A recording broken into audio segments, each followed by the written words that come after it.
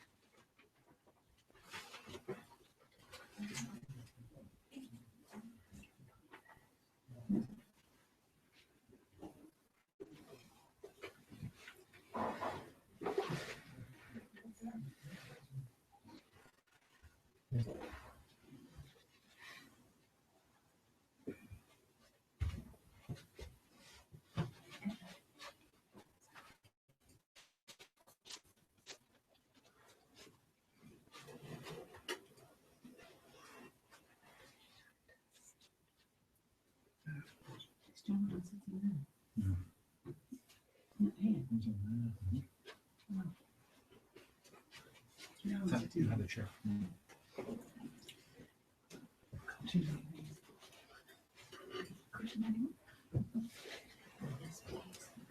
How many cushions do you need?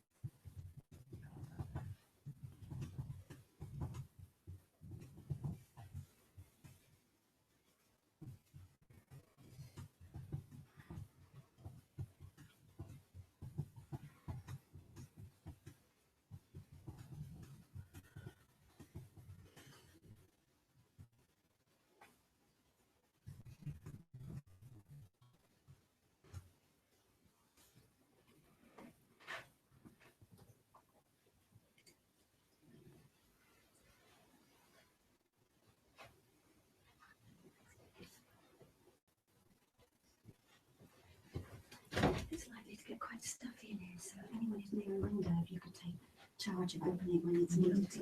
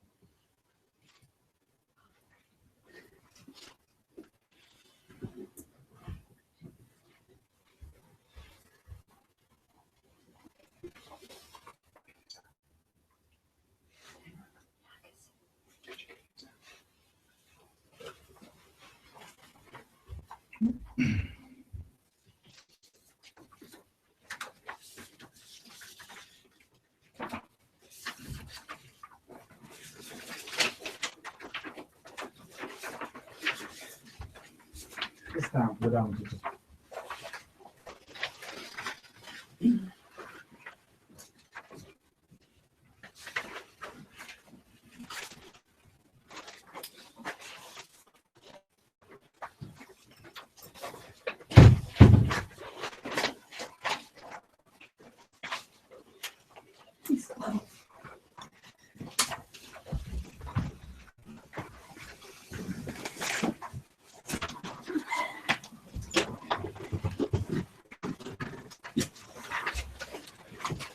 So let's start with the refuge.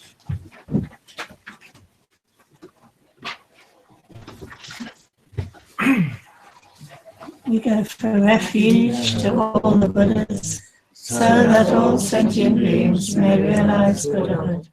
We go for refuge to all the Buddhas, so that all sentient beings may realize Buddhahood. We go for refuge to all the Buddhas, so that all sentient beings may realize Buddhahood. Welcome everybody, and anyone who's online. And being adeptly handled by Tara there.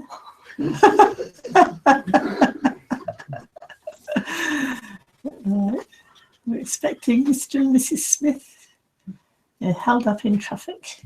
That's Dashu and Patricia. So they'll be coming in at some point. Well, today's a very special day.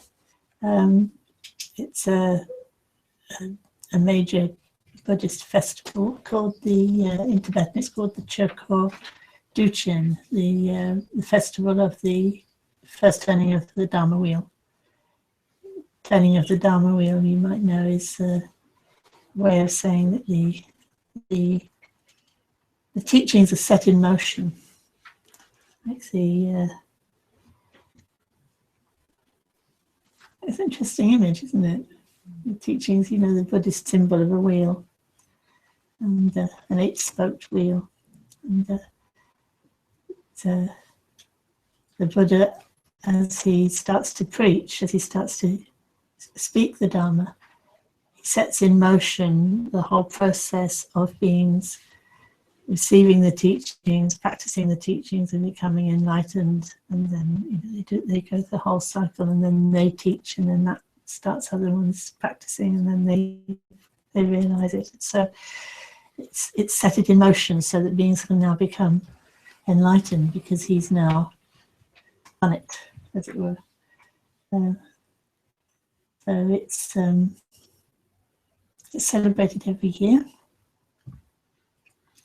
And today's the day. So it fell on the day that I had planned to do another talk on Prajnaparamita, because even just looking at Gampopa's dealing with the topic, it didn't do it justice, even 3 talks taken from what he'd written.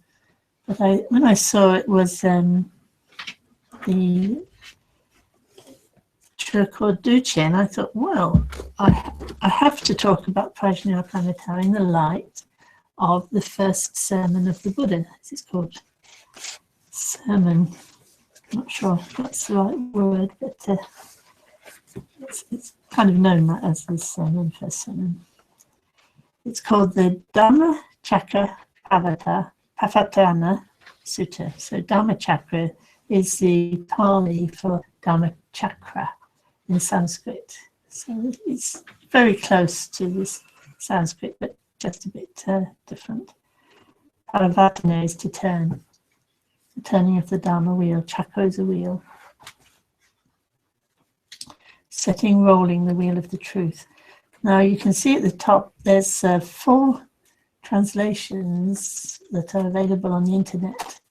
If you go to Access to Insight, you can get, it's very good, it's a wonderful site if you don't know it, Access to Insight. And it has translations of the sutras and alternative translations, and also little articles and comments, like some really good commentaries about on them. So it's a wonderful way to deepen your understanding and knowledge of them, especially when you're reading it and you think that sounds funny, I wonder what that is. And then you look at another translation and you see, oh, he's got a completely different word. And you realize, because they're all good translations, you realize, oh, there are alternative translations here, and there's room for me to kind of have my own opinion about which one I think I want to choose. So that's very helpful. Okay, so I thought having introduced that, I'd read it to you so that when I refer to it, you've got something to as a reference.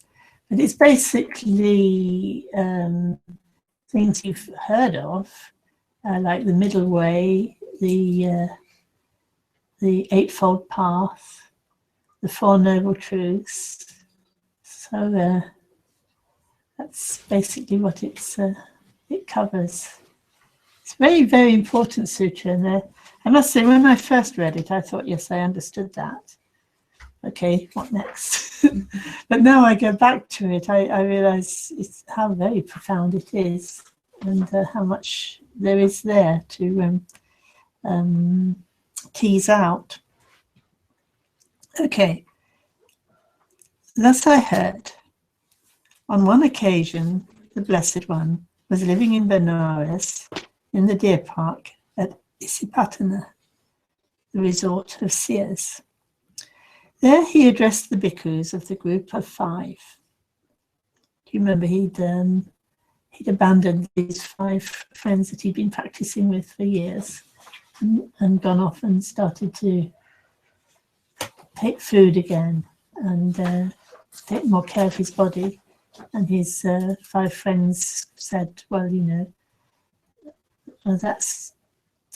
now you're a failure.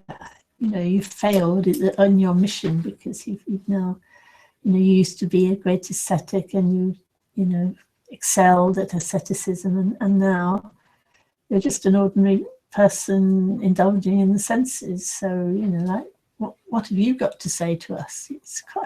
But he has to address this problem first when he speaks to them again, but he persuades them to listen, and then he gives this discourse. Because these 2 extremes ought not to be cultivated by one gone forth from the house life. What are the 2?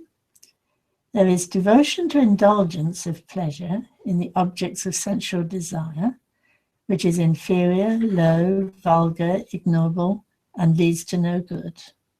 And there is devotion to self-torment, which is painful, ignorable, and leads to no good. The middle way, discovered by the Perfect One, avoids both these extremes. It gives vision, it gives knowledge, and it leads to peace, to direct acquaintance, to discovery, to nibbana. And what is that middle way? It is simply the Noble Eightfold Path. That is to say, right view, right intention, right speech, right action, right livelihood, right effort, right mindfulness, right concentration. That is the middle way discovered by a Perfect One, which gives vision, which gives knowledge, and which leads to peace, to direct acquaintance, to discovery, to nibbana. Suffering as a noble truth is this. Birth is suffering, aging is suffering, sickness is suffering, death is suffering, sorrow and lamentation, pain, grief, and despair are suffering. Association with the loathed is suffering. Dissociation from the loved is suffering. Not to get what one wants is suffering. In short, suffering is the 5 categories of clinging objects. Clinging objects. Okay, we'll come back to this and talk about it more. Okay, the next one, the origin of suffering as a noble truth is this. It is the craving that produces renewal of being, accompanied by enjoyment and lust, and enjoying this and that. In other words, craving for sensual desires, craving for being, craving for non-being. Cessation of suffering as a noble truth is this. It is remainderless fading, and ceasing, giving up, relinquishing, letting go, and rejecting of that same craving. The way leading to cessation of suffering as a noble truth is this. It is simply the Noble Eightfold Path, that is to say, right view, right intention, right speech, right action, right livelihood, right effort, right mindfulness, right concentration. Suffering as a noble truth is this.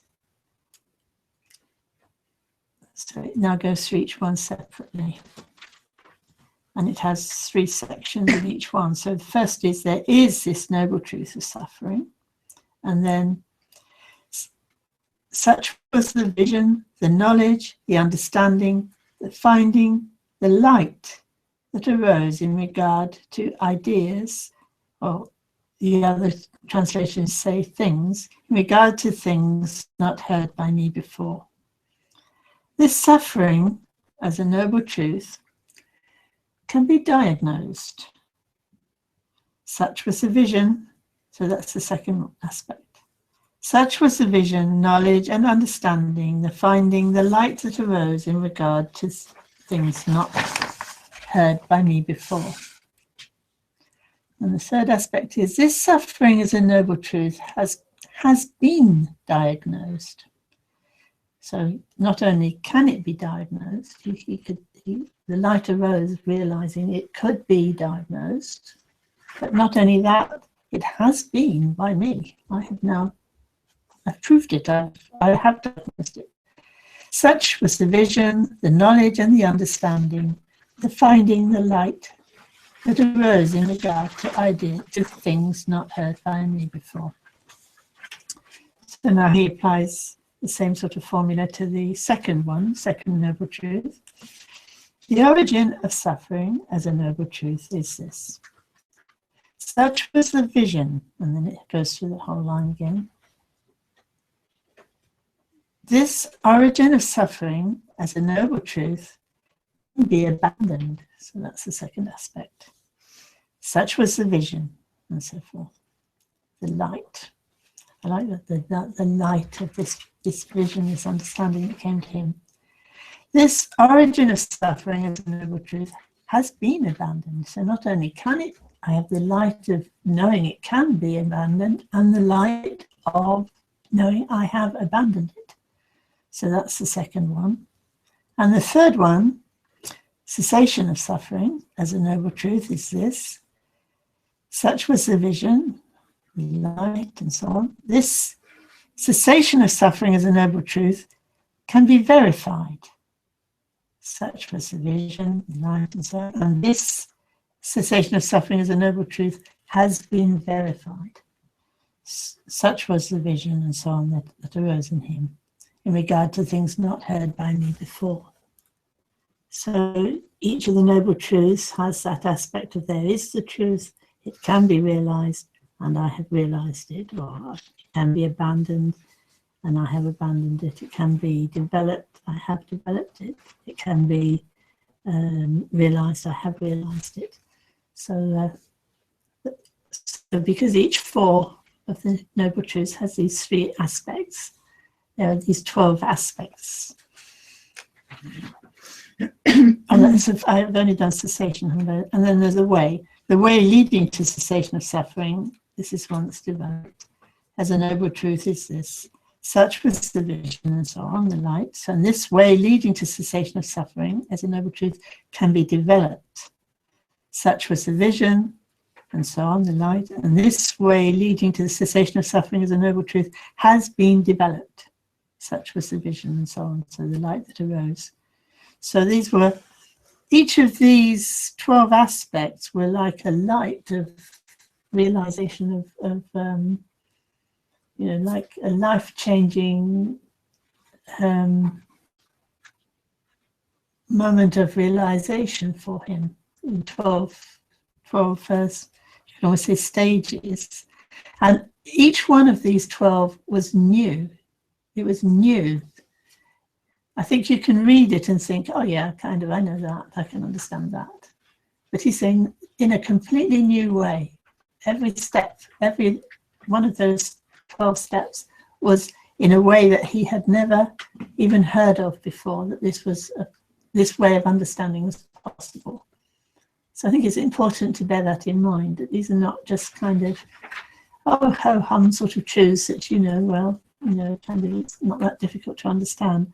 But actually, this was, every stage of this was a revelation to him. Even the suffering, even to notice the nature of suffering was a huge revelation to him. So just want to draw your attention to that. Okay, so now he justifies his right to speak the truth, this whole next section. As long as my knowing and seeing how things are was not quite purified in these 12 aspects, in these 3 phases of each of the 4 noble truths, I did not claim in the world, with its gods, its Maras, high divinities, in this generation, with its monks and Brahmins, with its princes and men, to have discovered the full awakening that is supreme.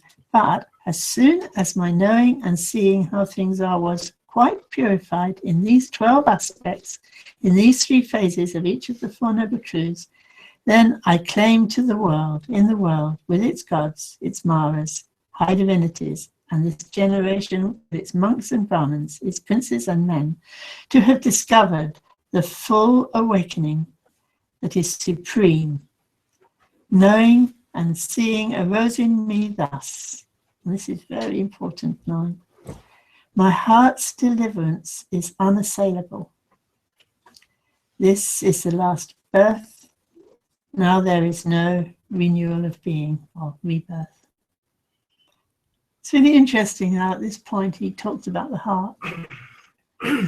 My heart's deliverance is unassailable. It's like indestructible. It's like we talk about the indestructible heart essence. And this is what the Buddha says in his first sermon. My heart's deliverance is unassailable. So it's all about the heart. This is my last birth. There's going to be no more rebirth. That is what the Blessed One said. The bhikkhus of the group of 5 were glad, and they approved his words. Now, during this utterance, there arose in the Venerable Kondanya the spotless, immaculate vision of the true idea, which is a stretched translation. I'm surprised by it. I think he must have a special use of the word idea. The other translators say things like the Dharma eye. It is actually the I, E-Y-E, the Dharma eye, the Dharma chakshu, which is one of the eyes of supernormal knowledge that is possible to have. This is the one that sees into the true nature of reality. So I guess that's why he's translated it true idea.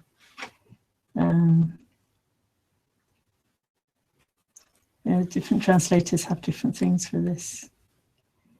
One of them has, Yadasi, I think, has stainless vision of the truth. So he could just call it truth, vision of the truth.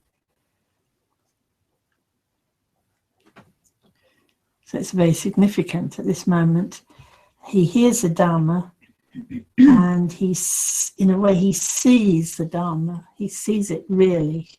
He encounters it as a real experience that will be the base then for the Eightfold Path, right view, the right vision, the right meeting with that reality that you can now practice the Eightfold Path because you now have that, the right view, the right vision that enables you to follow the Eightfold Path. So this happened to Kondanya from hearing the first sermon. And he says something which is, I find really, really interesting, the next line. He says, whatever is subject to arising is all subject to cessation. And this is a world-shattering statement.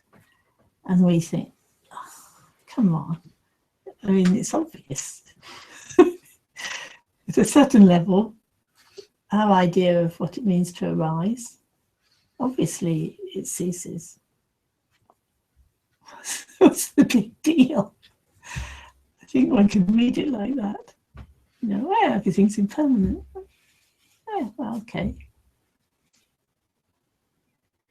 But this was world-shattering, so I want to come back to this. Like, what did he actually say? Another translation of it that I prefer: whatever has the nature of arising has the nature of ceasing.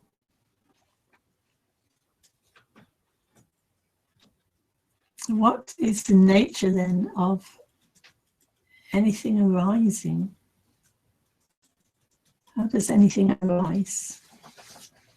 And if you look at that long enough, really look into your experience, how anything arises, you might be surprised at what you discover. And you might actually discover something like,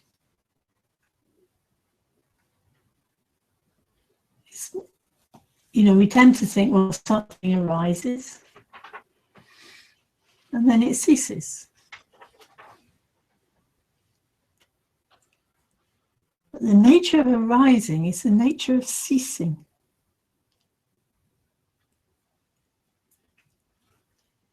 So it's a wonderful koan. Maybe come back to it.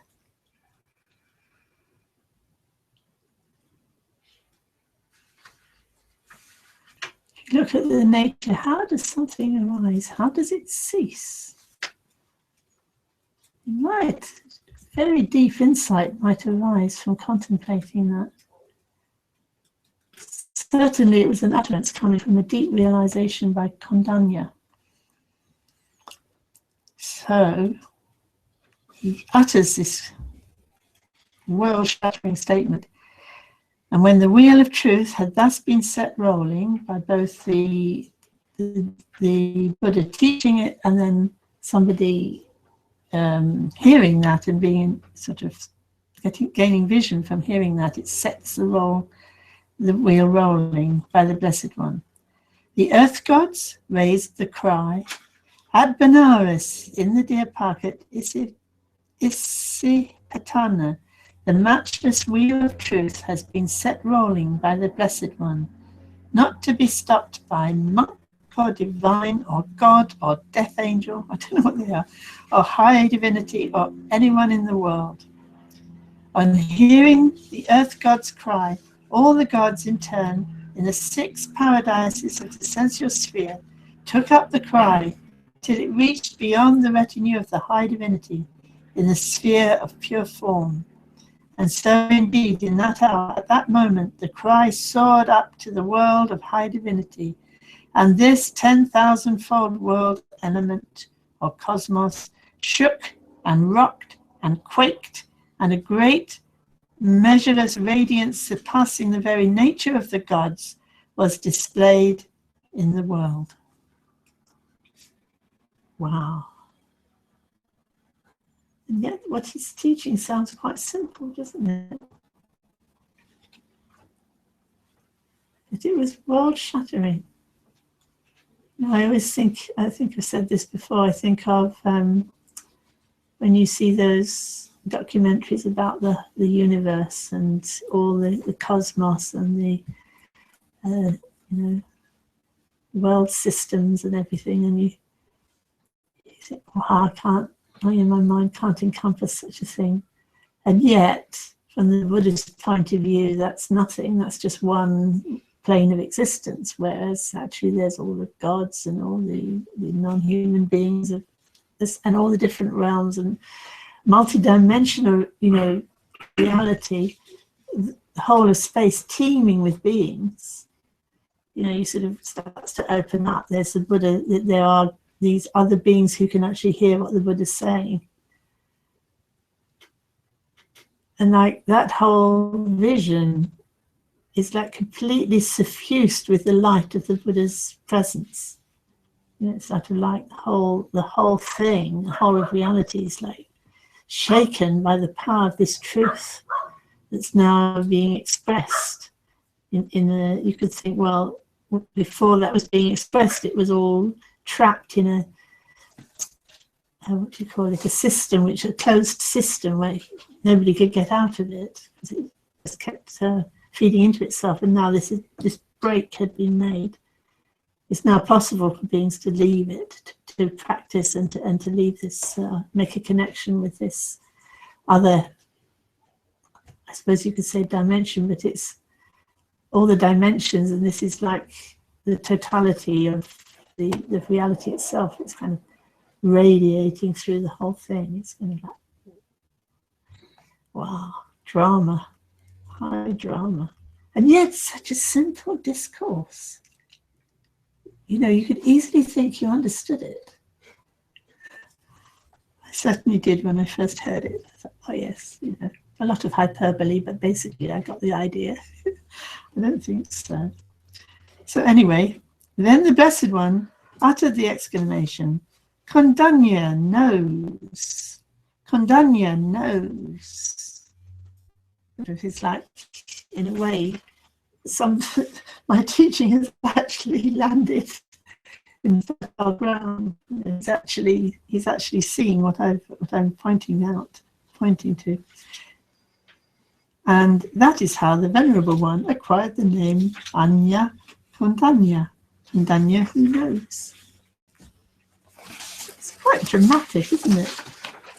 Yes, but leaves many questions, doesn't it? At least it does for me. So going back to the beginning.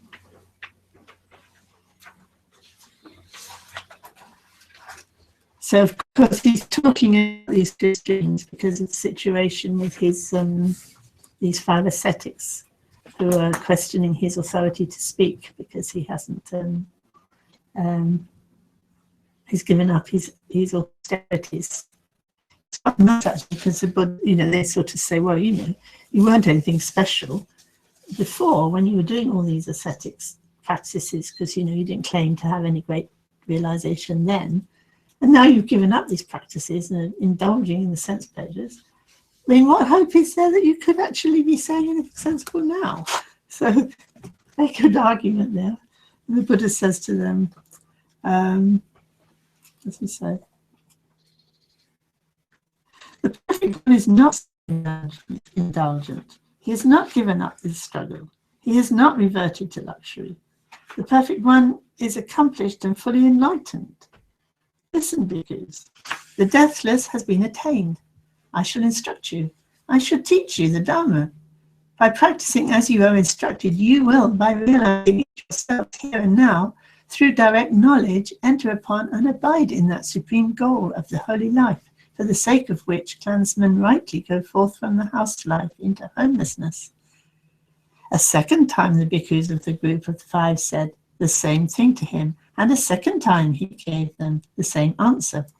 A third time, they were quite obstinate, they said the same thing. When this was said, he asked them, "Bhikkhus, have you ever known me to speak like this before?" "No, Lord." "The perfect one is accomplished and fully enlightened. Listen, bhikkhus, the deathless has been attained. I shall instruct you. I shall teach you the Dharma.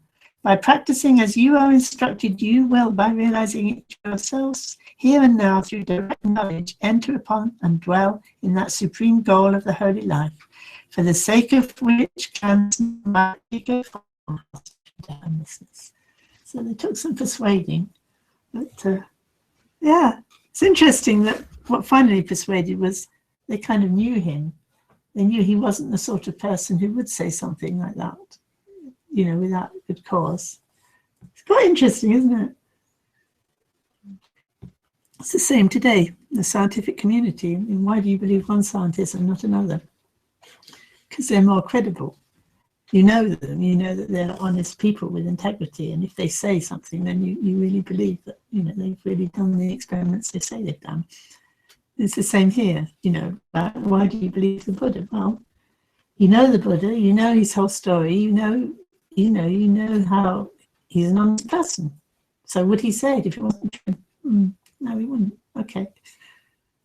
Yeah, it all hangs on such a fine thread, you could say.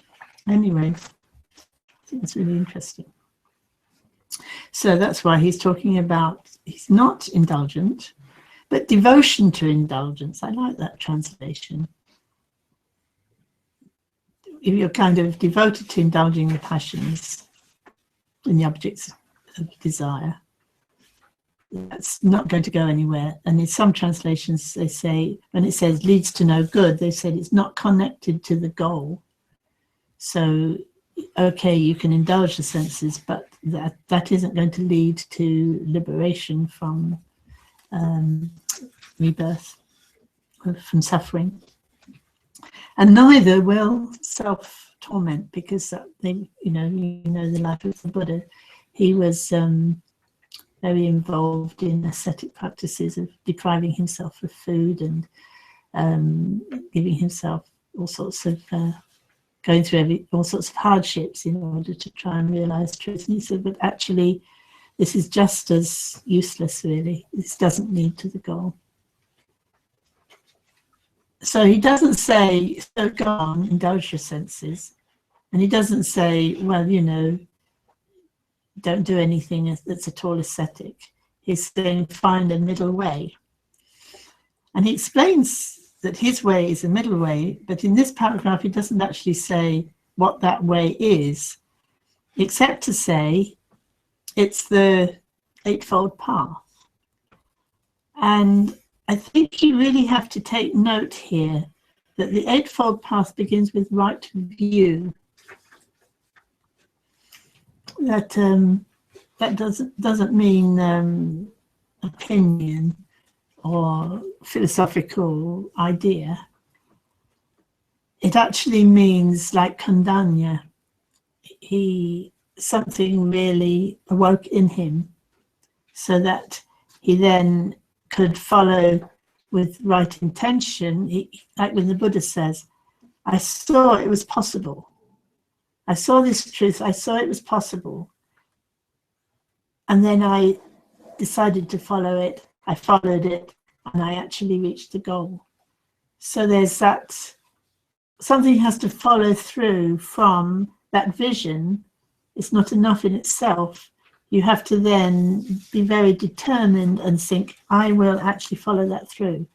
And, you know, you can almost say that right speech is like following it through in your speech, with your actions, with your livelihood, in the sense of the way of life you choose at that point, and the way you exert yourself, you know, keep coming back to that intention, and in the right mindfulness, being able to do that in a way that brings together the 5 indriyas, so you get right concentration. And notice the Eightfold Path ends with right concentration.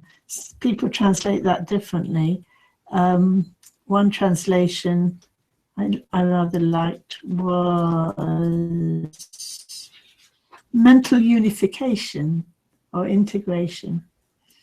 So it's not just being able to concentrate on an object, it's being able to integrate that right view so that it becomes totally integrated and stable within you. And that's then enlightenment. You know, then you've actually, what is it he said? He talks about purification of the heart, doesn't he?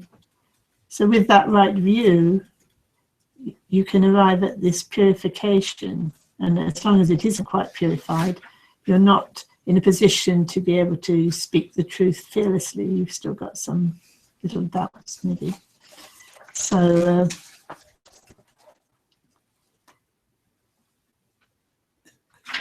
the essence of his middle way is, in effect, you could say, right view, rather than, you know, indulging your senses or practicing asceticism. You develop or you seek the right view so that you can then follow the Eightfold Path. So that is the middle way discovered by the Perfect One, which gives vision. Interesting, isn't it? The middle way gives vision. It's almost like it is vision, isn't it?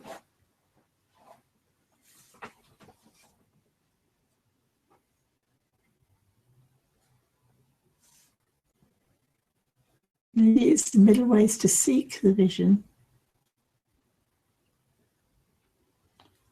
which gives knowledge and which leads to peace, to direct acquaintance. Oh, I think there must be another translation for that, but I didn't look at that. To discovery and to nibbana. Nibbana is the Pali for nirvana in Sanskrit, so you're probably more familiar with nirvana.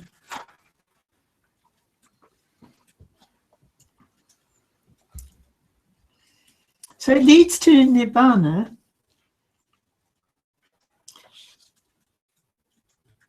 It leads to the cessation of suffering.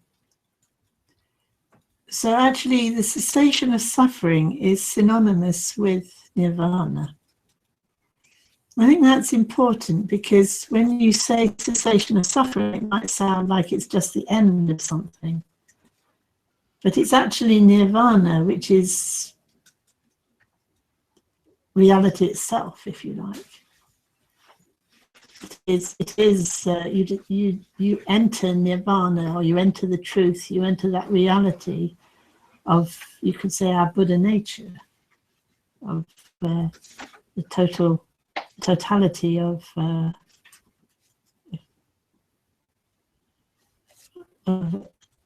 everything, the sort of the Dharmakaya reality. You enter that. So it's almost like synonymous. Well, they are synonymous, they're just used in different contexts. Which is also called peace. It's called because it's the end of suffering. So now he talks about these noble truths. Why is it called noble, you might wonder? It's called Arya, the Arya Four Truths. And Arya is actually related to Aryans. It's in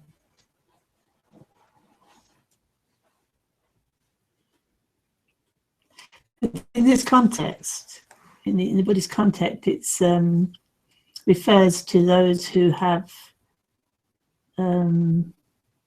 passed beyond samsara. So these are the truths of those who have passed beyond samsara.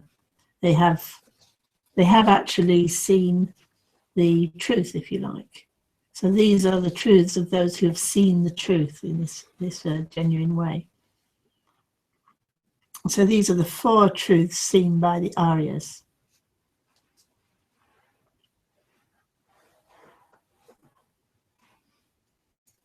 And the Buddha used terms that belong to the culture of his time. So Arya was in the Aryans, and also Brahmins. He often referred to his bhikkhus as Brahmins, the true Brahmins. So he was using the same terms with that sense. Well, what's a true Arya? What's a true Brahmin? You're just held in such high esteem. They should be those who. The true Brahmin is somebody who really realizes the truth. The true Aryan is the person who realizes the truth. So these are the 4 truths of the Aryans. And it's very interesting here because it starts off, birth is suffering. I mean, we tend to think, well, birth is really a wonderful thing. But, okay, there may be some suffering associated with it, but birth is wonderful. It's a new life coming into the world. And it isn't synonymous with suffering. Let's hold on that.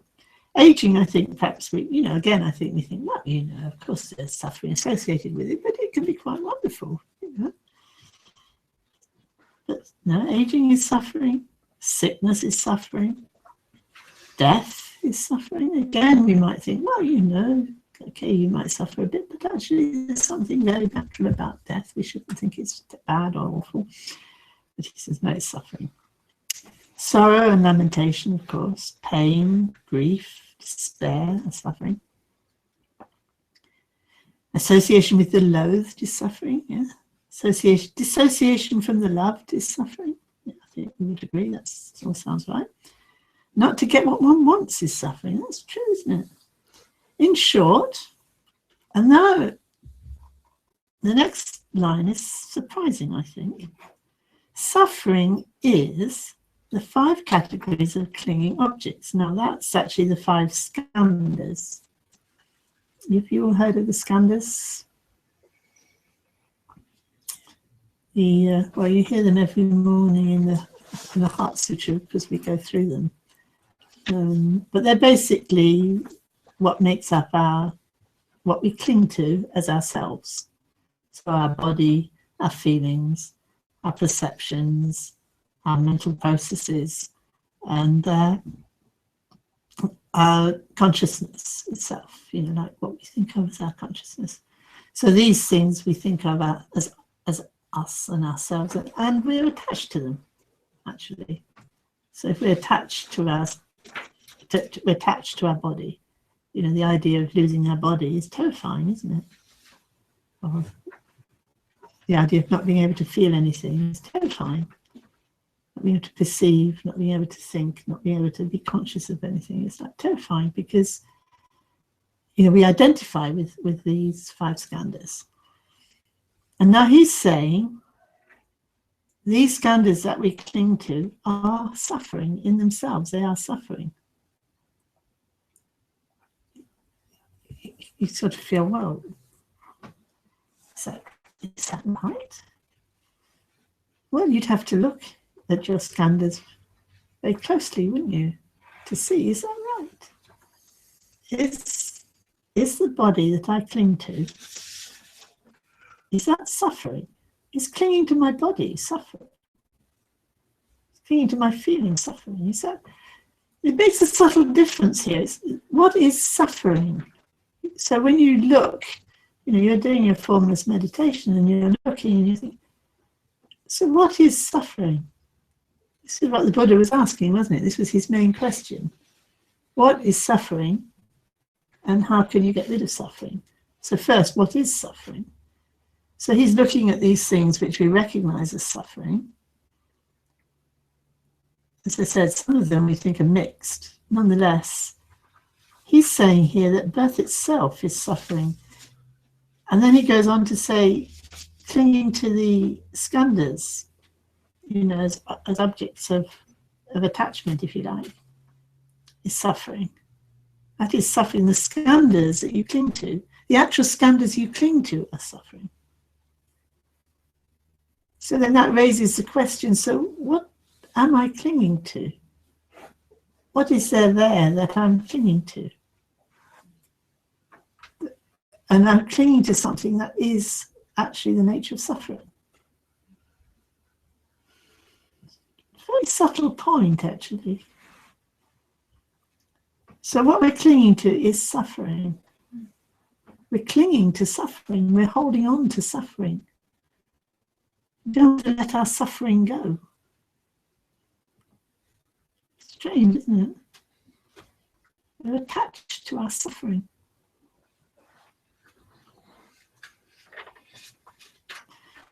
So next one is the origin of suffering. Sometimes it's called the cause of suffering, and I've been wondering to myself if they're different. But anyway, a word that could be translated either way. The origin of suffering, as a noble truth, is this. So he describes it now. It is the craving. Other translators have thirsting. It's one of the 12 links, you might remember. Do you remember the beginning with avidya? And then samskaras, and then how many am I going to remember? I haven't looked at it recently. But it comes up to craving and then goes on to becoming and then taking birth and then old age, sickness and death. There's feeling, there's contact, name and form, contact, feeling. This one out, I think. But, maybe another time we can go through those.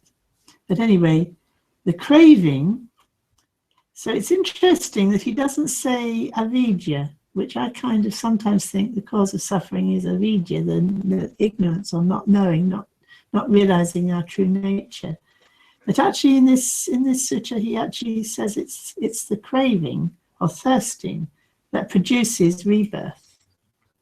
Or here it says, which produces renewal of being. And this rebirth is always accompanied by, there were various translations for this. I think there was more variety of translation on this than for anything. So it's accompanied by, I think the one I thought sounded best to me, sounded more, yes. Accompanied by delight. What did I think? I thought about this a lot this morning.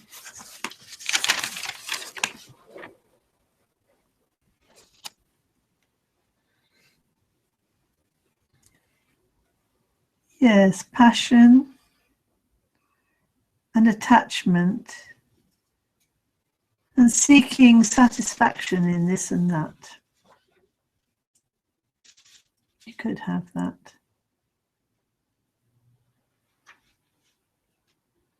So it's more than just enjoying it, but you're really sort of getting very involved in it and then getting attached to it and then seeking more of it, sort of seeking more satisfaction in this or in that. To me, that sounds like my experience. But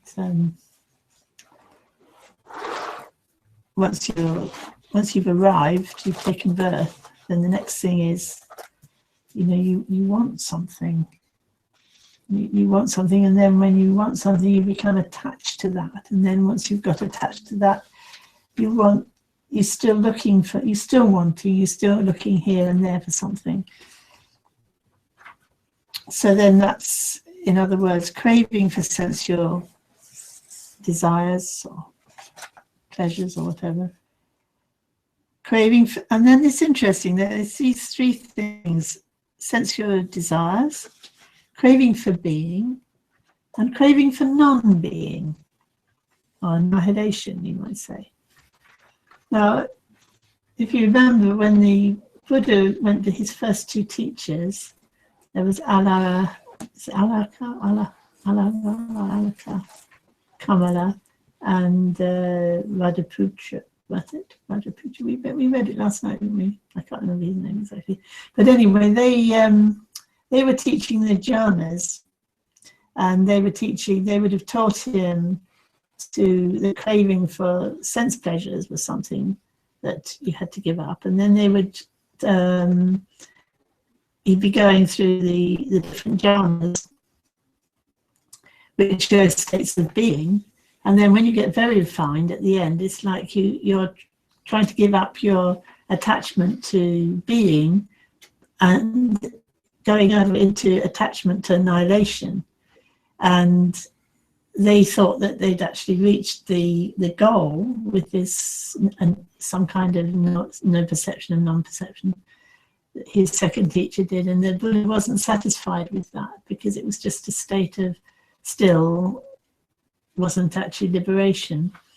And that's the one where this formula here is that craving for desires, craving for being, and also craving for non-being, even that subtle craving for no perception and no non-perception is a crave. There's still a craving there.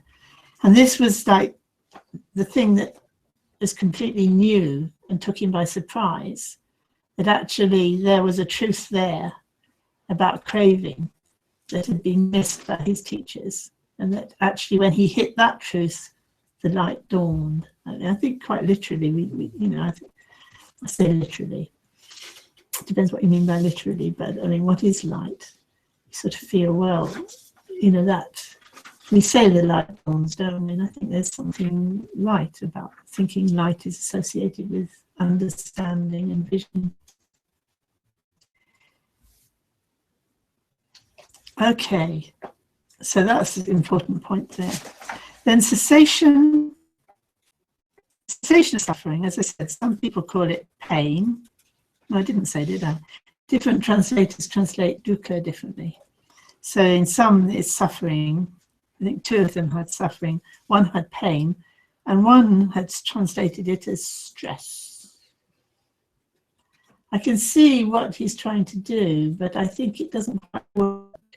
I think he's trying to make it that it's something all-pervading and is general, whereas pain might sound like a certain kind of suffering, whereas any kind of sense of uncomfortable disease, so he's used the word stress, but I think it doesn't quite work because it kind of brings it down onto, well, I don't know, it doesn't work for me. It obviously worked for him. I can see where he's coming from, but I'm going to go back to suffering. Dukkha, use dukkha for suffering. Cessation of suffering as a noble truth is this: it is remainderless, fading and ceasing. That's so significant, that remainderless, fading and ceasing. Because you tend to think that if something, like you can sort of see it, if you have thoughts in your mind, for example, you can see them coming and going, or at least you think you can. And then, but there's still something left, because they are still coming and going, and it hasn't really changed the world for you. But this is remainderless. Sort of, you see there is, you see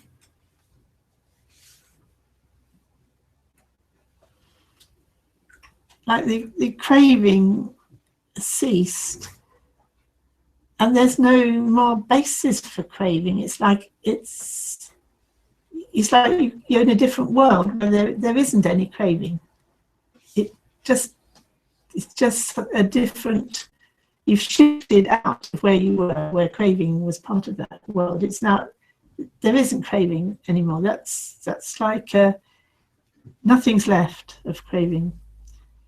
So then different translations here of giving up, relinquishing, letting go, freedom from, and rather than rejecting, other people have non-reliance on. And the one I thought made most sense to me was detaching myself from craving.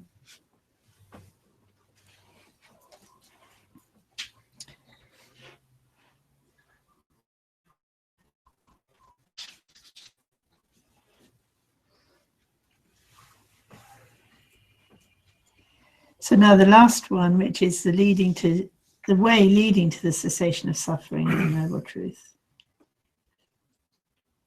It is simply the Noble Eightfold Path. So we've talked about that to some extent. So that gives you the 4 Arya truths or realities. Incidentally, I meant to mention the suffering, the Noble Truth of suffering. I often remind you that in the Srimala Devi Sutra, the Queen says to the Buddha that the reason that your Shravakas and Pratyeka Buddhas don't actually realize the true ultimate reality is because they don't really realize dukkha. They don't really realize suffering. In other words, to realize the nature of suffering is a deep realization. It's so that when we have suffering, it's important to really look at it, to use it as an opportunity to see this first noble truth. What is true nature of suffering? And it is all pervasive. That's why it is the suffering of the skandhas themselves. Our very existence itself is suffering. Of course, you could say, well, it's on a very subtle level, but it is the basis for our craving and for rebirth and for the whole cycle of samsara. So, yes, it is subtle. So rather than dismissing it and thinking, you know, I know what suffering is and I don't like it, we need to recognize that, and I need to really understand its true nature, because it will reveal to me my own true nature, which is actually good news. We might think, well, I don't particularly want to know my true nature, but actually it's good news. Our true nature is this heart within us that needs to be freed, so that this knowledge will free our hearts. So then he goes through these 3 aspects of each. Oh, we're doing this. Thank you. Right. So I'll go through them quite quickly because I want to say a few words about how this relates to the Heart Sutra. I'd like a challenge. So, well, I did say a bit about it, didn't I? So this one about suffering as a noble truth, such as the vision, the knowledge, the understanding. There was quite a few different translations for the next one. Knowledge, finding, science, somebody even said. It's interesting. But you can see there's a process here, isn't there? Normally with these, the suttas, each adjective is marking a different nuance of the stages.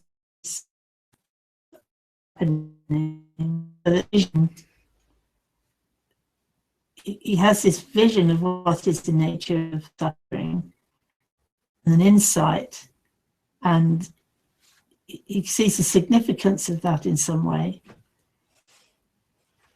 And then he actually has this, he really homes in on it, and then it's like this light of, you know, I think it must be something to do with the 5 indriyas coming together.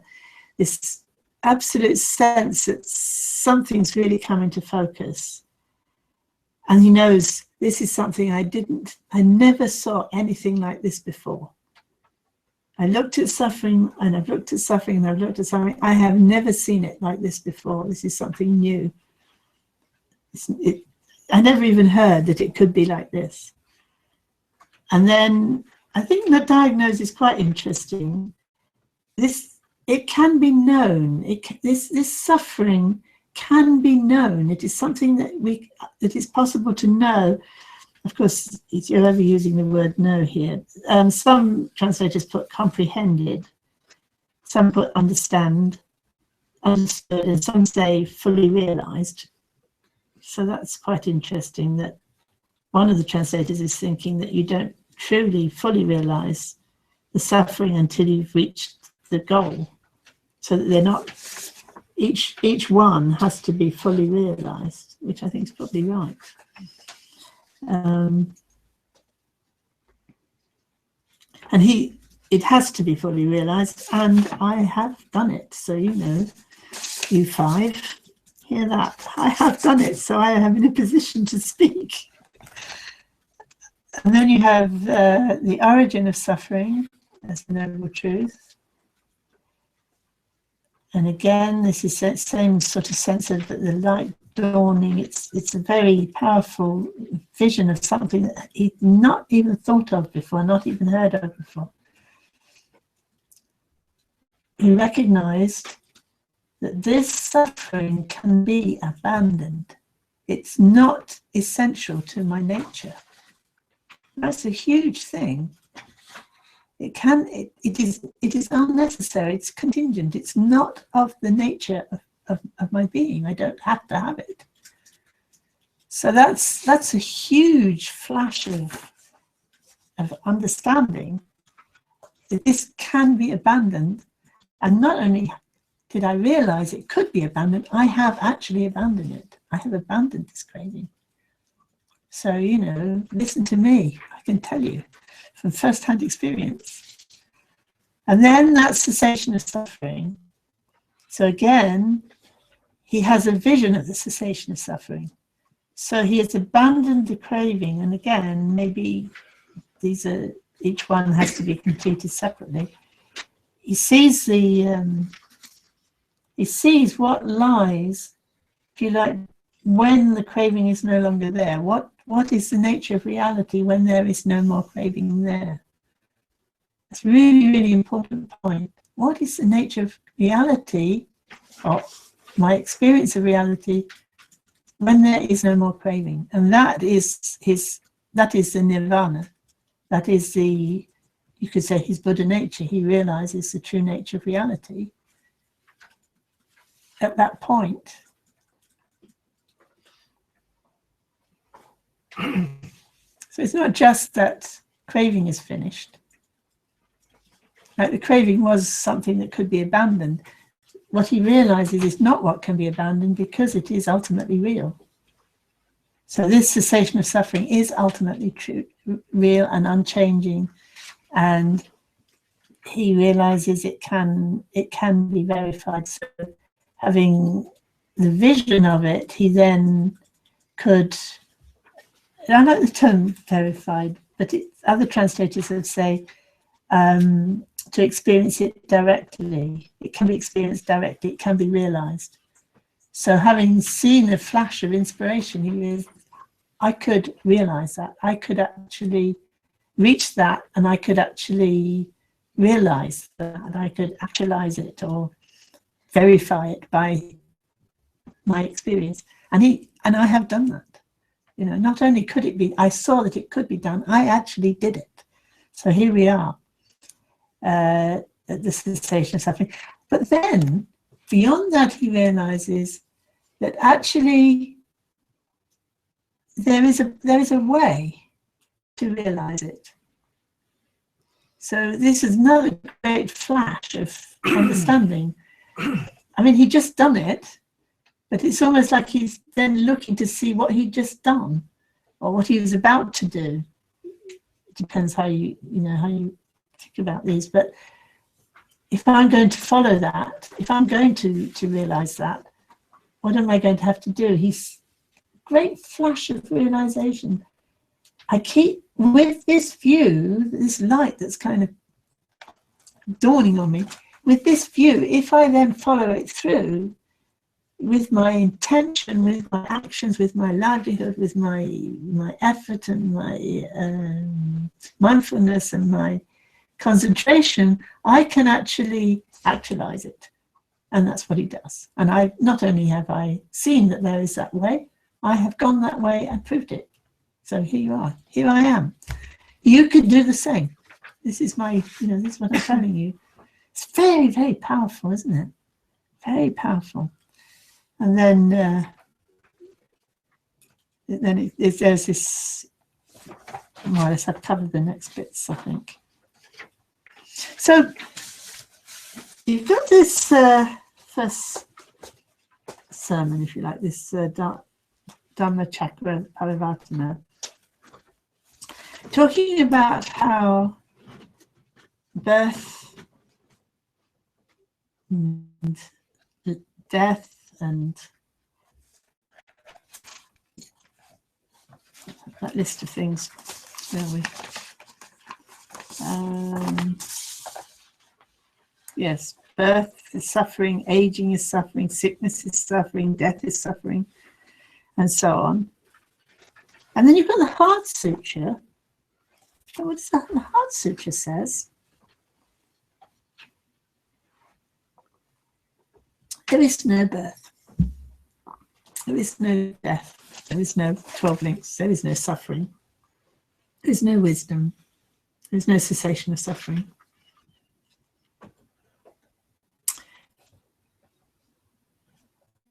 So how does that tie in with here the Buddha is saying there is suffering and there's a truth of suffering. There is an Arya truth of suffering. There's a way that the Aryas see suffering. So what the Heart Sutra is talking about is the Arya view. The Arya sees, which is often referred to as the non-arising of the Dharmas, which ties in so closely with what Kondanya says. Said, whatever is subject to arising is all subject to cessation. That arising itself is already, you could say, it's already nirvana, actually. It's already cessation. You don't find arising. I'm telling you that. You have to look and see if you do. So if you can't find arising, you can't find ceasing. If you can't find arising and you can't find ceasing, what you got? So I really like the translation of that line as what the nature, what has the nature of arising has the nature of ceasing.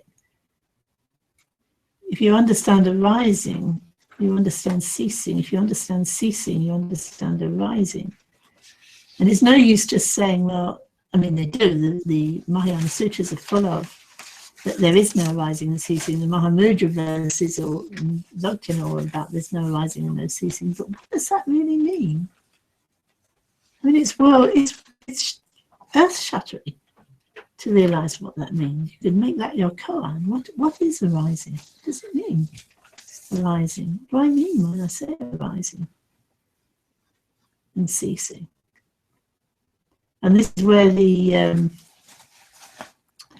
Heart Sutra then talks about, we think of form as arising, don't we? Typically, we think forms, things, everything arises. But then we can't find anything when we look. It's just like well, it's there, so it must have arisen.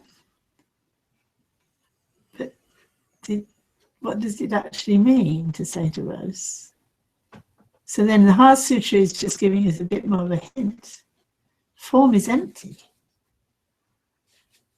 Okay, so then we think, oh, I see, so it's not there. No, emptiness is form. That's what form is. Oh. It's brilliant, isn't it? It's just, it's really taking it, it's really going into what Kundanya must have seen at that moment. And it's same with the other skandhas, you know, like he's saying, well, suffering is, the skandhas are suffering. But he doesn't say the skandhas are suffering, he says the skandhas you cling to are suffering. So we've kind of invented something and attached ourselves to it. Those skandhas, but then actually the nature of those skandhas is they cannot be clung to because they're empty.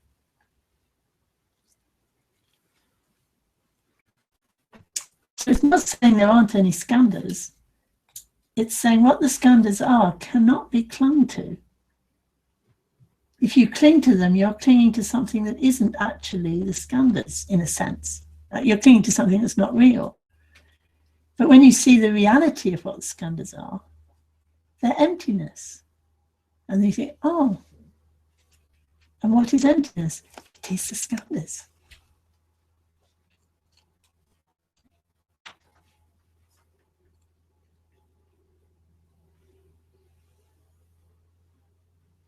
It's what they truly are. So the ones that are not empty are the ones that are suffering. If you like, I mean, it's very difficult to use language here because we're shifting into two different ways of talking. But you could say the ones that are suffering are the ones that are not this, you know, they're not the skandhas. They are actually suffering because and when you see that, you realize actually they're what they are. You then see what's causing the suffering, which is craving an existence or a non-existent, which is not going to happen. So if you give up the craving, then what the skandhas are in themselves become. Now you're actually looking at the true nature of reality, which is the cessation. And in that, doing that, you've actually followed the Eightfold Path because you've actually now basing your movement on you.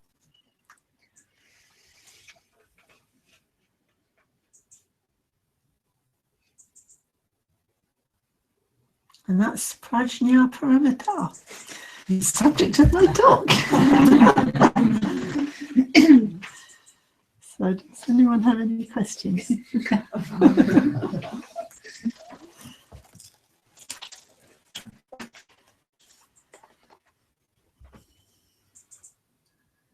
A very simple one for Germans. Can you give a few synonyms to craving? Thirsting. Yeah, Thirsting. thirsting. Okay. Mm-hmm. There must be a German word for thirsty. Yes, yes. But it's not longing. Longing would be too positive. I don't know, what's longing in Longing? German? No, in German, yeah. What have you got for longing in German? I would translate it with Sehnsucht. Sehnsucht.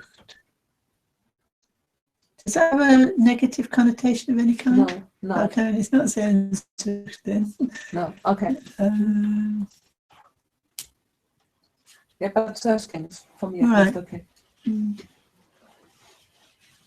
No, craving definitely has a negative connotation. But what do you say when you were an addict wanting drugs? What do you Sorry, use? what? If you're an addict wanting a drug, Yeah. what would you use for that?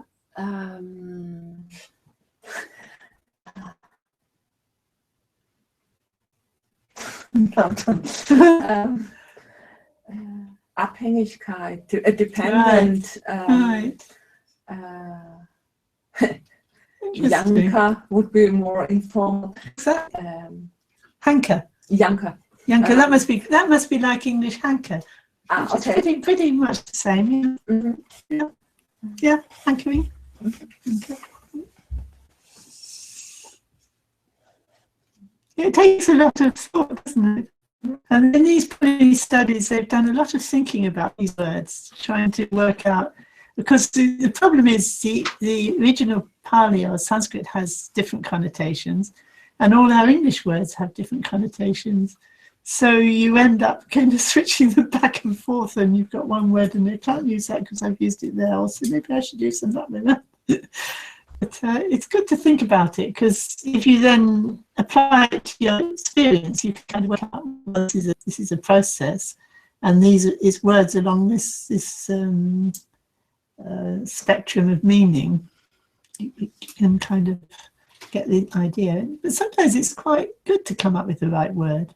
Mm-hmm. You know, the right word, suddenly understanding comes from hitting the right word.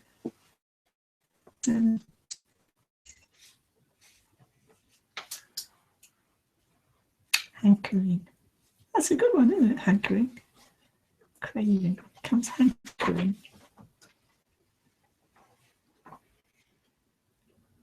Any other questions? So was it because the Buddha stopped needing to be reborn because he'd seen the nature of suffering connected with repeated rebirths? Yeah. Right, it was that fact that meant that he no longer had to... He had no more craving. He had no more craving. He could see that craving was leading to rebirth, and he didn't have any more craving. Then he saw he saw reality then. He then had the cessation of suffering. He saw reality itself. So then he didn't need to take rebirth anymore, because he wasn't going to lose that vision, lose that understanding again. So the craving, the suffering causes blindness to the nature of reality. Well, I don't know, you see, I think it must, in the 12 links, they don't say one causes the other. They say one occurs in the presence of the other. So if there's a vidya of not realizing the nature of reality, then it's possible for the samskaras to lead to the consciousnesses that then lead to name and forms, that feeling, craving, becoming and rebirth and so on.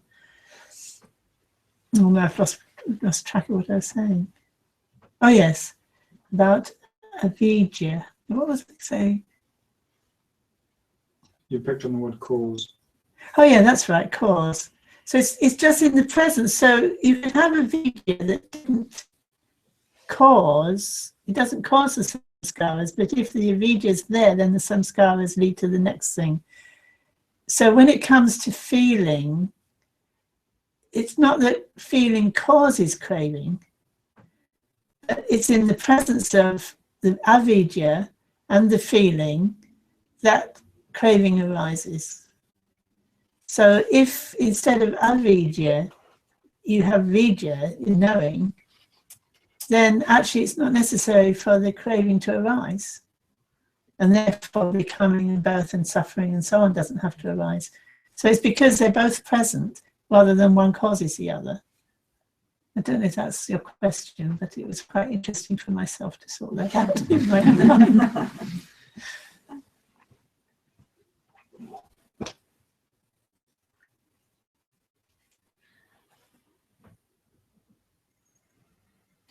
With cessation, it seems to be used in two different ways. There's the kind of impermanent aspect of it, and then there's the nirvana aspect of it. I wonder how they relate to each other. Well, it's really important to recognize that they're different, because I think that's where, we can think that impermanence, I've seen something disappear. It's easy to think I've seen it disappear. But actually, he's not talking about that. He's talking about the cessation of craving, the cessation of suffering. And it's talked about as a reality in itself. It is actually seeing the Dhamma, seeing the Dhamma. And I think it's easy to think when you see the nature arising, see the nature of ceasing, that, oh yeah, you see something comes up and exists and it disappears again. It's impermanent.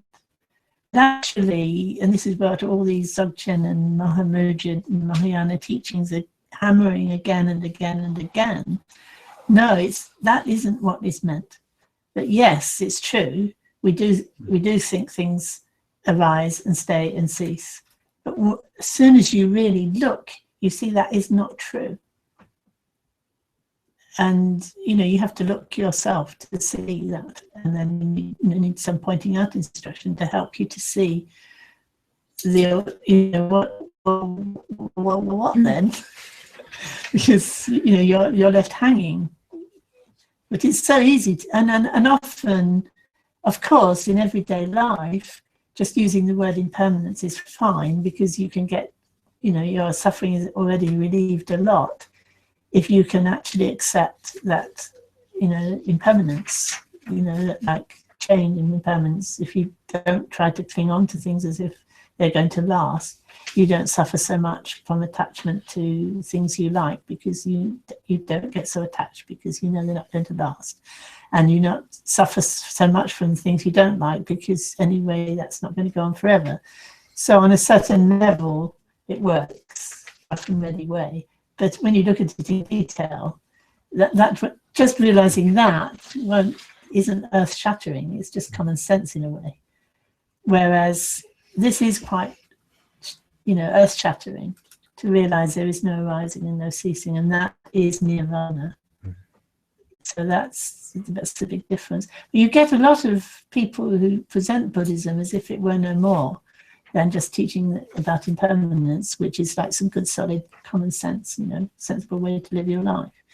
And it's about this life. I mean, there's a lot of the Buddhist world these days doesn't go any further than that. So I feel that's well represented, so I can go for the real thing.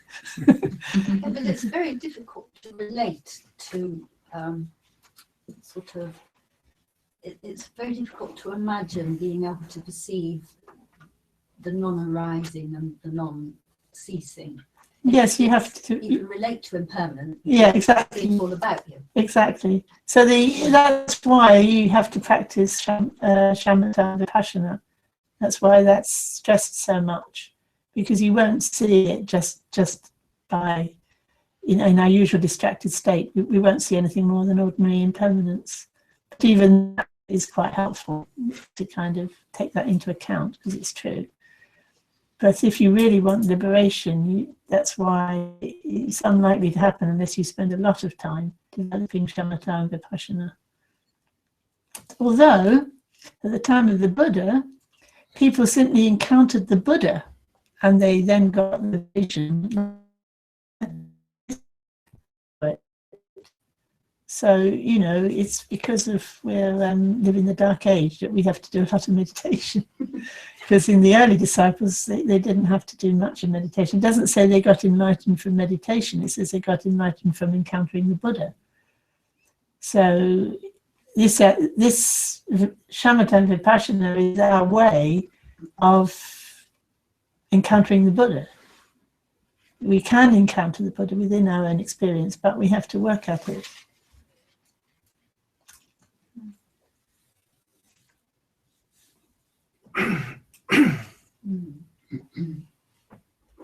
That's why you have this alternative path of the path of faith, if you like. If you've got a pure enough heart and you've got a real sense of connection with the Buddha's like power and energy and qualities are actually all pervading. They are right here. You just need to stretch out and there they are. You could just kind of, the Buddha's there. So if you have that kind of faith and you just keep calling on the name of the Buddha, actually you would encounter the Buddha. So you would, in a way, you would short circuit the whole process of the shamatha vipassana. But how do you come by that kind of faith? I find it comes through doing shamatha and vipassana. They lead to that kind of faith. But some people seem to have it just like that, and some people, anyway, they're not going to do the shamatha and vipassana, so let's hope that at least they can call on the name of the Buddha, and that will keep them in the keep them connected to the Dharma in a way that will finally work. Is there a subtle aspect about have to work at it? Yes. About, you know, the danger of, is that phrase to me seems to sort of throw up all sorts of. Yes. Yes, it is subtle because the Buddha says again and again, you have to work at it. You have to put it, I mean, one of the stages on the path is right effort. What's the right word for effort that's actually about bringing yourself in alignment with persistence and again, not giving up? That kind of, effort, as opposed to, well, if I fiddle around enough, I can make it happen for myself. Effort. And that is the one that has to be given up. So it's quite a subtle point to have to teach, isn't it? Because on the one hand, you do have to keep coming back again and again. You have to not give up. You have to put your energy there. But it's not about, well, if I try harder, I can do it. Which you're locked into a mental framework that is actually just going to kind of keep you bound up, really, in your habits, your normal habits, ego grasping habits. So it's subtle, isn't it? Well, because I sometimes wonder about my own judgment about, am I coming back to the right place? Yes. If you like. Yes. Than that. I think you do have to wonder that. I think that's exactly what you have to wonder.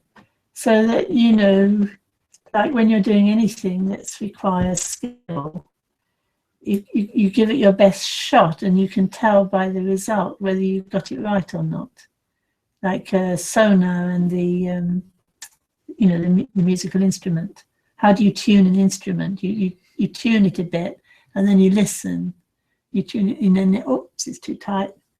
Oops, it's too loose. You have to listen. You have to find it. So it's that kind of an effort of noticing what's happening when you do something, what effect it has. So that kind of effort, I think, perhaps is the way you can think of it. So you've got this sense of shutting out all of the other thinking. Hard to say, actually. Something about it's so fine. It is, yeah. There's no. That's right. That's right. And it seems to just be a matter of time and trust. So if you just come back to the same, you come back to the same place again and again and just trusting, taken refuge, I'm on the path, I'm in the right, slipstream, as it were. So if I just stay here and I keep coming back, then actually the nature of reality is that it's naturally going to help me because that's its nature to help. So I don't need to think I'm going against, I am in a way going against the tide, but I'm also going with the tide, if that makes sense.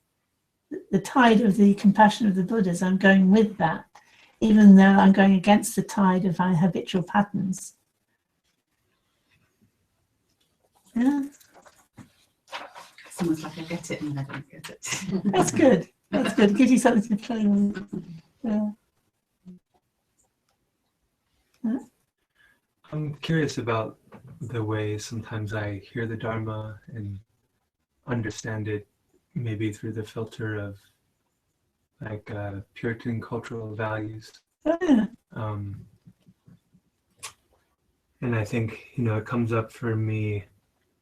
I guess I'm curious about how to not let it fall in that direction. Mm-hmm. And I see those kinds of notions of false purity or what's holy and good being kind of, I guess, brought up as a question when I read certain, the way that this particular line is translated, where it says,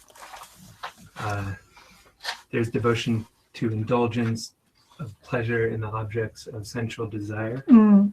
Which is inferior, low, vulgar, ignoble, Mm-hmm. and leads to no good. Mm-hmm. To me, that I can hear, my own Upbringing.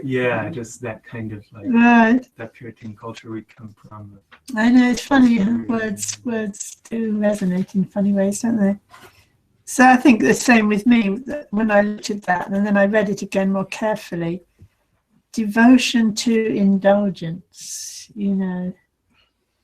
Yes, obviously, isn't it? So if only you're thinking about the next pleasure and how to get hold of it, and you know, the next thing that I want, and you're just focused on that, that's not going to lead to liberation. So, you know, maybe just rewrite it in your own words. You know, I mean, it's clear, isn't it? That's what it's talking about. But you could read it the other way, and I think many Buddhists have read it the other way. Right. You know, I see myself reading it that way. yeah, I mean, I was talking to somebody from Thailand about enjoyment, and he was saying, well, that's samsara. I said, no, samsara is suffering, not enjoyment. And he said, well, samsara is desire. And I said, well, yes, but that's not enjoyment. You know, like you can enjoy something without hankering for it or being attached to it. You know, like nirvana presumably would be enjoying it, where samsara would be hankering after it, or, you know, sort of wanting to indulge in it so that it led to distraction and constantly trying to find other sources of pleasure. Whereas if you simply enjoy it, what's wrong with that? And it doesn't actually say, although some of the translations do look as if they are saying that. Further down the page, I sort of cringed a bit. The origin of suffering, and it says, it's a craving that produces renewal of being, accompanied by enjoyment, as if that was a problem, which of course it isn't a problem. Well, actually, what happens, what we do, is to avoid the feeling of suffering by going for those things that we enjoy. Exactly. Yeah. Exactly. But it isn't that the enjoyment is a problem. The next one is perhaps more. I noticed somebody, Harvey, translated the lust as attachment, and I must say, I feel that's the problem, isn't it? That you have this first, some kind of passionate wanting something, and then you become attached, and then you start because that doesn't bring the satisfaction you want, you then start looking for satisfaction in other things, and it's just endless until you recognize, well, hang on, you know, that passionate attachment to things, I could just enjoy them and let them go. And then you've got space, as you say, then you have space to be able to look at suffering. In fact, you're already looking at it, aren't you? Yes. Why would you say that kind of feeling self-cherishing kind of, do you know, that's all? Which one of those? Which is those? It's not in there, but I'm just thinking, do you know, for me, that No, I think it is. I think it must be there. little sense of self. Oh, right, yeah. Yeah, it must be there. That sense of. It seems to arise with that. Do you know, either not wanting something or going to. There's a little. I guess that's the indulgence, isn't it? The self-cherishing. You're indulging yourself. Kind of. I don't know. I looked up to see if any of them had different words for indulgence, but I think they all put indulgence. So it seemed to be an agreement that. And I thought to myself, so what does indulgence really mean? I think it is self-cherishing. You know, like what I want for myself, or me, I'm so important. Me and my suffering is so important, or me and my pleasure is so important. It's really indulging in it, isn't it? You can indulge in self-pity too, can't you? Bound up with craving, isn't it? Because Oh yes, definitely. Yes, because you want to exist. Yeah, I think it's the craving for existence, isn't it? Yeah. And then that can then turn into, you know, the idea of suicide. I could crave then for non-existence. Which is right there, isn't it? Yes. So yeah, I think that's craving for existence. I want to exist, even if it's as this most. I am the most pitiable and miserable creature in the whole world. At least I exist. Yeah.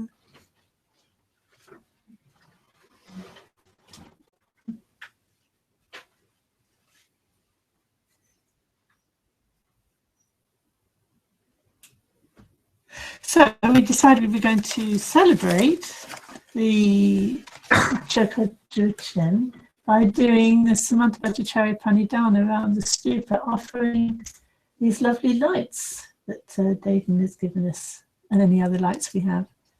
So shall we have a break and then do that for those people who want to stay and do that to celebrate the Chakradute? Great. So who's there? The people who told me, it's Yeshe, Joe Bork and Julie Witkowska, but we've also had 15 other people. All right. Great. Okay, so dedication. Dedicate this punya to the enlightenment of all sentient beings. May all sentient beings realize complete and perfect awakening. May the heart's awareness awaken in the unawakened. Where it has begun to stir, may it never fade, and may it awaken fully. I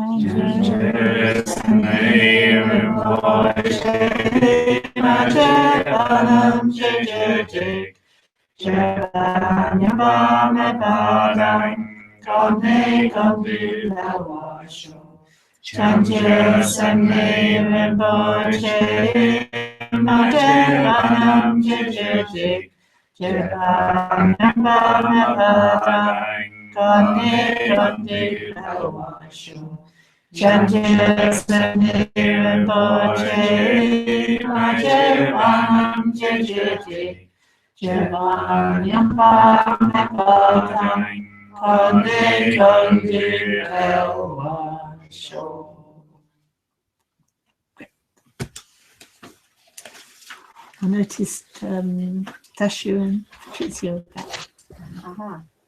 Welcome them back from their honeymoon. And their next wedding, their Buddhist blessing coming up soon.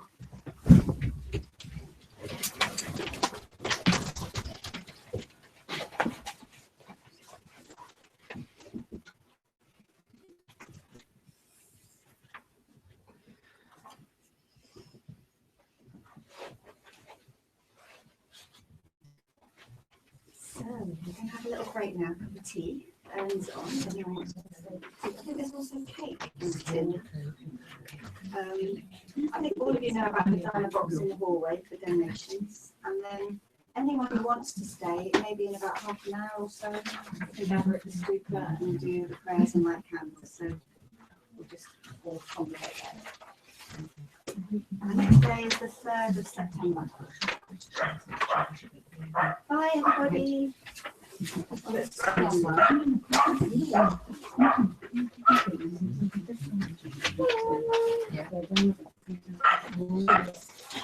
Free make a change.